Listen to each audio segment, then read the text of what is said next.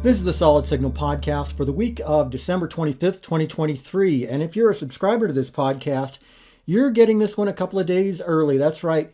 Why? Because the offices of Solid Signal are closed on December 25th so that our employees can spend time with their families. There is no shipping on December 25th, but go ahead and order at solidsignal.com if you'd like, and we will fulfill your order as quickly as possible.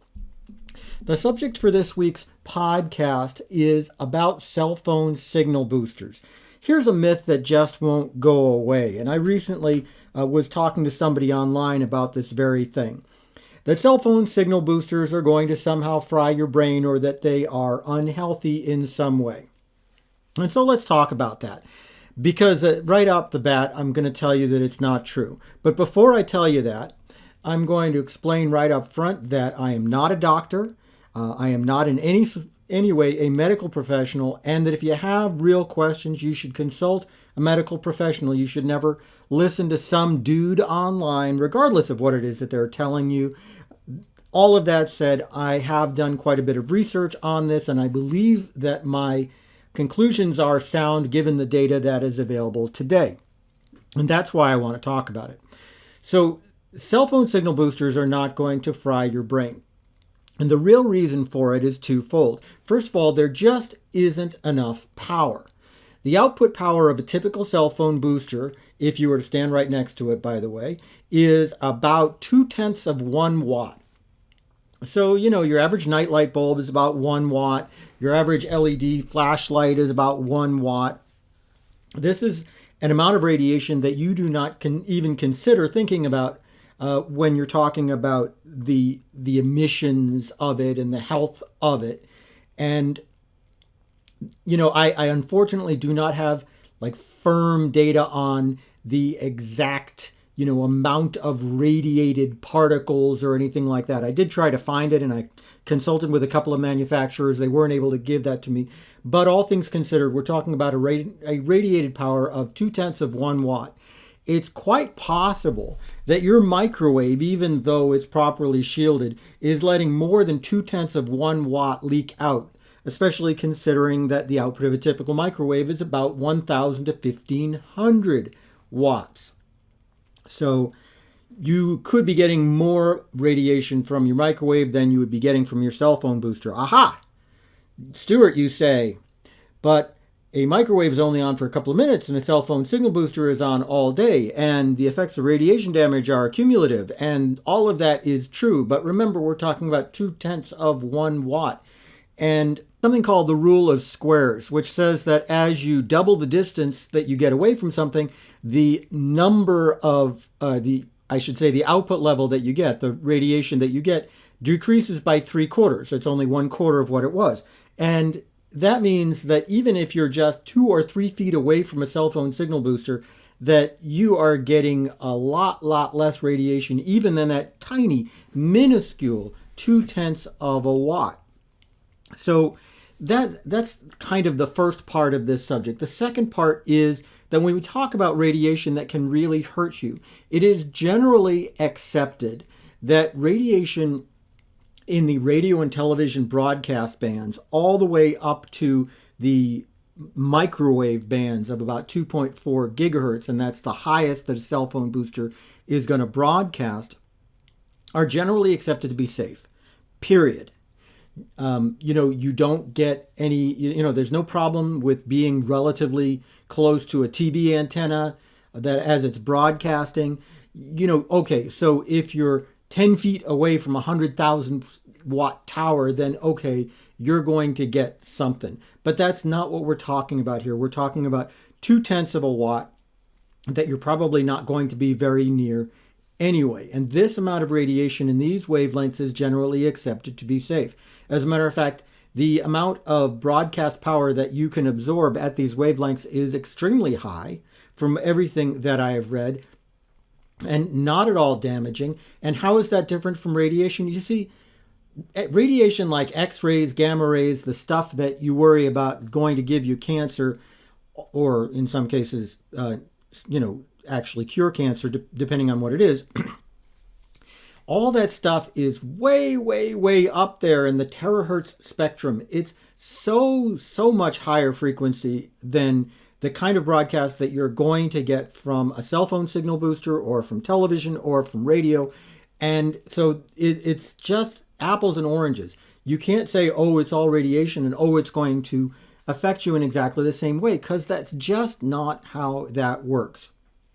You know, I would encourage anyone who is a real medical doctor to weigh in on this if they feel comfortable, but I have read an awful lot about this, and I read about it at a time that we were all very concerned about 5G coming. And, you know, there was this myth in 2020 that 5G was linked to certain other worldwide events that were affecting the health of you and me and you know, and everybody that you know.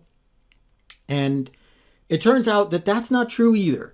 5G does not cause any sort of disease. It certainly doesn't cause you to sneeze or cough or anything like that.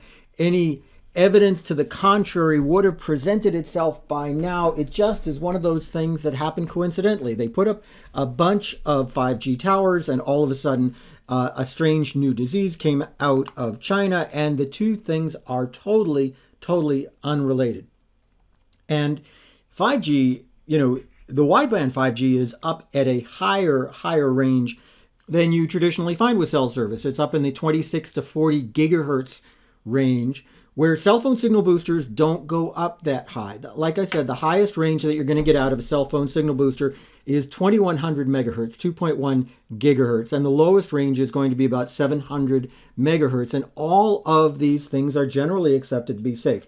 As a matter of fact, the output power of your average Wi-Fi router exceeds that of a cell phone booster, and you all have, you know, Wi-Fi routers in your house that go up to 5 gigahertz, and nobody talks about it, nobody worries about it. There's not this big mess of people pushing and saying, oh, disconnect your Wi-Fi because, oh my gosh, it's going to kill you and give you cancer. That's just not how it works. Now, when you look at this in the big picture, you have to understand that, sadly, our modern world is full of things that can kill you. There's all sorts of emissions that can kill you, you know, whether it's X-rays and gamma rays and stuff like that. There's the emissions from cars that put out particulates and poisons and greenhouse gases that can kill you. There's all sorts of weather phenomenon. This, you know, it's a pretty dangerous time to live. Nowhere near as dangerous as, say, a couple of hundred years ago when there was practically no modern medicine. But yeah, there is a certain level of risk inherent in living a modern life. And let's not pretend that there isn't. And every single one of us makes a decision about how much of that we are willing to accept. Certainly, that's another thing that we found in the last couple of years, was that we are all willing to accept a certain amount of risk and no more. That, you know, when we look at the idea of just being completely 100% shrink-wrapped safe, a lot of people felt that wasn't really something that they wanted to do. And they said, okay, we're going to accept a certain amount of risk for a certain amount of reward. And that's what you're talking about with cell phone signal boosters. The amount of risk is extraordinarily low, and yet the benefit you get out of them is extraordinarily high. There may come a time when the people who build homes and apartments actually take into account the fact that people want to use their cell phones while they're at home, but I don't know when that's going to be. The truth is that when we all went to energy efficient homes, whether it's energy efficient windows or, you know, wrapping the homes to make sure that heat didn't escape, all that stuff has a negative effect on cell phone signals. And cell phone signals themselves are also blocked by things like metal conduit in your walls and copper wires and appliances like refrigerators. It's really hard, in fact, for a cell phone signal to get into your phone. And it's pretty amazing when you consider that by the time it reaches your phone, it's, you know, a couple of thousandths of a watt. And yet it all still works, and you get massively great data speeds and all that stuff. But you're not going to get the great benefit out of your phone that you really want unless you put in a cell phone signal booster. And a cell phone signal booster is a smart move. In my opinion, it's better than just Wi-Fi calling, because if you have a reliance on Wi-Fi calling, well, that's great for you. What about for your friends? And, you know, they're going to have to connect to your Wi-Fi every time they come in. Well, just not a lot of fun. So put in a cell phone signal booster and get yours from solidsignal.com. Shop at solidsignal.com for all of the cool stuff that you need to live your best digital life. They sponsor this podcast and they pay my salary, so I am naturally quite grateful.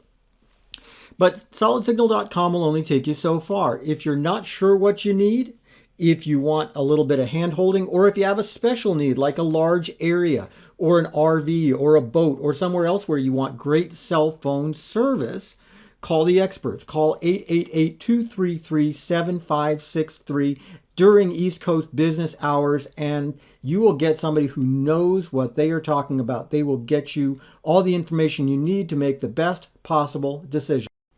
That'll do it for the Solid Signal podcast for this week. I hope you have had or will have a great holiday, whichever one you choose to celebrate, or if you choose to celebrate none of them. I embrace all of that stuff. So do me a favor, like, subscribe, and leave a comment wherever you get this podcast. Makes me look good to my bosses. You know the drill. Sponsored by Solid Signal and Signal Connect. Call 888-233-7563 or shop solidsignal.com. Keeps me employed, keeps me happy. That's it, and I will see you again next week for yet another Solid Signal podcast.